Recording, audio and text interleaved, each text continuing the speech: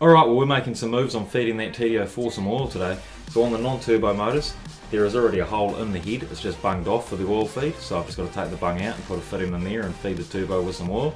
On the return, I've just got to drill a hole in the sump because I don't have a turbo sump, so I've got no return feed on the sump, so I'm just going to drill a hole, put a fitting in, use some rubber hose to it, and hopefully it doesn't leak. And at the end of that we'll give it a start, see if it leaks, make sure there's no oil on the ground. Alright, this is what I've got so far. So this fitting's going to go into the head, it's then going to go into this hose, down to here, and then it's going to convert back into this fitting, which is going to go into the top of the turbo to give us our oil. So I'll thread tape it all up and give it a test fit. Well, there it is, the oil line bolted in, so we've got fitting into fitting into fitting. So it's a bit of a nightmare, but it was a nightmare to piece together and figure it all out. But now we just need to bolt the turbo back on, hook this fitting up to the fitting that I've got coming out of the head, and then we've got a oil feed for the turbo, and we've just got to work on the. Alright, well we've got our oil feed on, there it is down there, connecting to the head. So I've taken the oil pan off as well, so we can drill our return line in it. So the factory one has the return feeding into here, so I'm just going to drill a hole there and put a fitting into it. The reason I've taken the sump off is because what I like to do now is pour the oil back in there and make sure that I'm not blocking off the return, because the return is gravity fed. So I've watched a few YouTube videos, not naming any names, Haggard Garage, and they're blaming it on the eBay turbo for smoking and having buggered oil range, but what they're actually doing is they're putting the return line too far down in the sump and it's just blocking it off and back feeding, and the oil can't escape from the turbo and it's blowing it through the seals and going through the intake. So I'll pour oil in here now, make sure I've got clearance for the return, and then we'll drill us a hole. Alright, so this is the engine oil that just came out of it, so it'll give us a good indication of where the engine oil level sits when it's got a full tank of, when it's got a full sump of oil.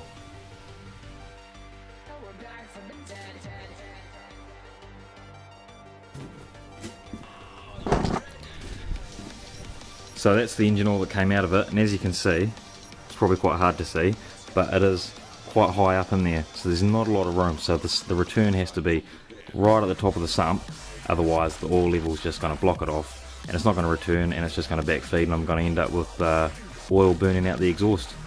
Maybe I'll blame that cheap eBay turbo. Alright, so now that we know the oil level inside the sump, we can go ahead and drill our hole as high as possible, and we know we're not going to block off the oil return, being that it's gravity fed. So this is our fitting here. We're just going to drill a hole in the side of the sump, bolt it in, whammo.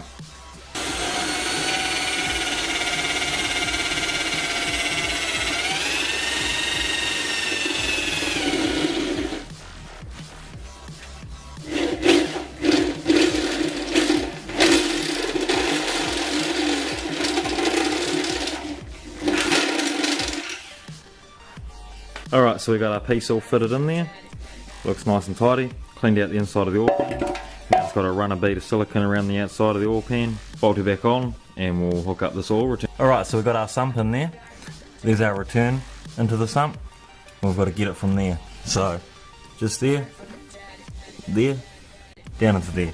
So this is the factory line here, but because I didn't have a turbo sump, I had to make my own return, so we're going to have to cut this. So I'm thinking I'll cut it right there, and then I'm going to replace it with this rubber hose here so we can clamp it onto our gold piece that we just put into the sump. So it's a bit stink because this is a nice looking JDM OEM piece of kit, but oh well, sacrifices have to be made.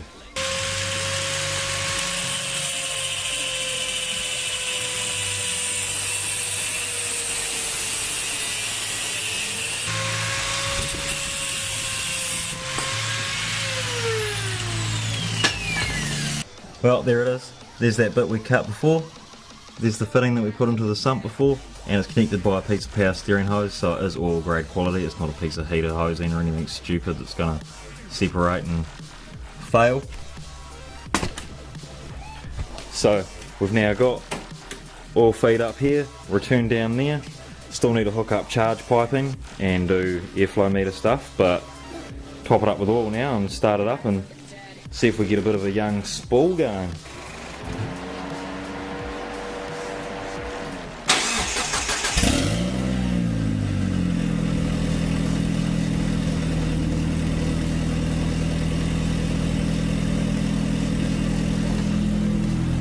So this line's under high pressure, that's our oil feed, and if that's leaking then I'll lose oil pressure to the motor, possibly blow it up.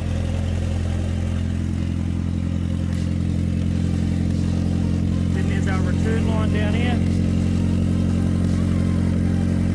doesn't seem to be leaking. There is water coming out of the exhaust. It's been a while since it's been started.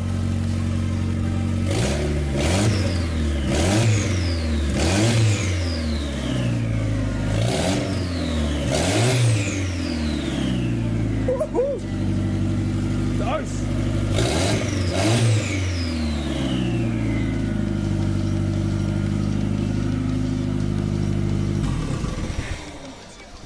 I don't want to run it too long, got no radiator in there. So next step is to start mounting some charge piping and getting into cooler game. But that's another puzzle left for next time. So if you found this of any interest, click thumbs up, subscribe if you're here for the first time, leave us a comment what I'm doing wrong, and we'll see you at part 4. 3, 4.